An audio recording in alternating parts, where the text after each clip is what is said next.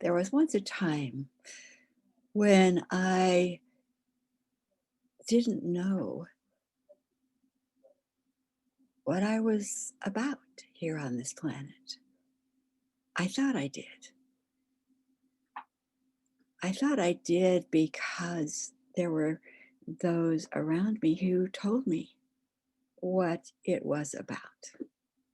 And it was about, because I'm in a female body, it was about having children, being a mother, ironing my husband's shirts, making sure he had time to do God's work.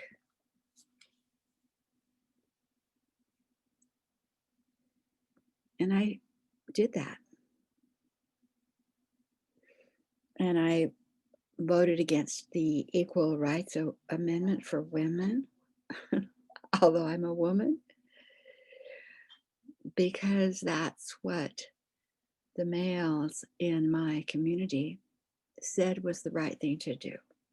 It would keep the family intact, they said. It would be dangerous to do something different, give women more opportunities, they said. And I believed them because I had been taught to not think and not question. And I had been taught the stories to believe. I had been taught the words to say. And I was really good about doing that. I was taught that it was my job to follow the leader, who, of course, was always male, because if he was wrong and we walked off the cliff into the ocean, God, sometime in the future, would punish him. But if I didn't obey, if I didn't march my soul, myself, my body over the cliff that he said was important to march over, then I would be punished for not obeying. Does this sound familiar to any of you? You might want to put down in the comments any of your stories, because looking back and speaking it into this recording makes me laugh. But that's where I was. And it was comfortable. I didn't have to think, didn't have to make decisions. I just obeyed. There came a time when obeying was like, wait a minute, I think I've been doing the same play for like 40 years. And I end up in the same place and it doesn't feel like it's fun anymore. And so began to question, not because I was in pain. I wasn't in pain. I was just like, wait a minute, is this all there is? And I began to question, is this all there is? And that's when new doors began to open to me. And I just kept asking, what more? And what more? Well, what about this?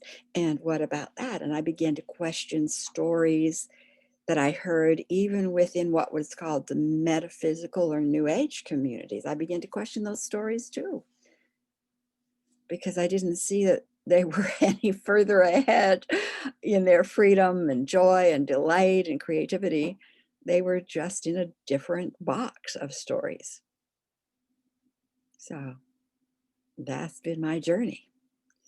And after 30 plus years of asking questions, listening, using my unique gift, which is to listen and hear from those in the unseen, I all of a sudden found myself in this landscape I call the Galactic Landscape. And I watched the YouTube movie called, or little mini documentary called Laniakea. Oh, my heart just leaped.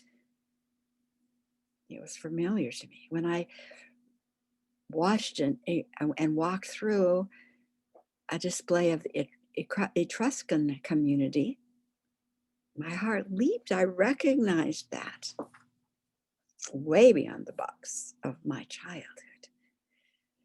But now I hold and speak of the galactic landscape.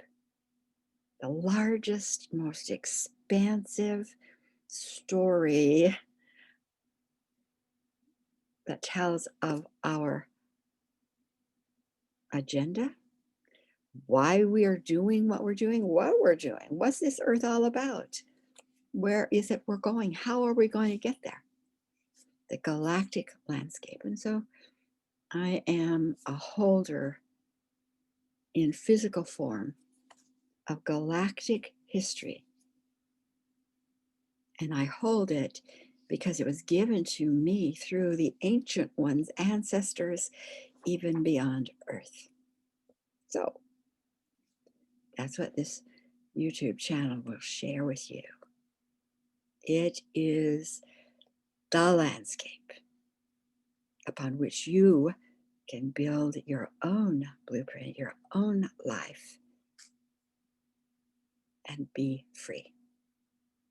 Some people call it the fifth dimension, that freedom. No, I don't call it that. I call it sovereignty. Sovereignty, which gives us the opportunity to get back in resonance to our galactic beginnings.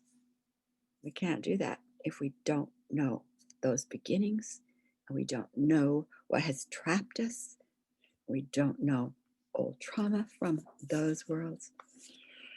Join me in a subscribe, push the notification bell, put comments in any of the channels that will give me clues as to what it is you might want to hear, what will be helpful.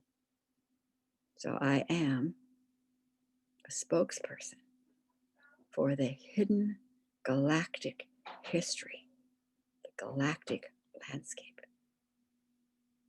Sharon Raji Maynard here, sending blessings, even in my house code.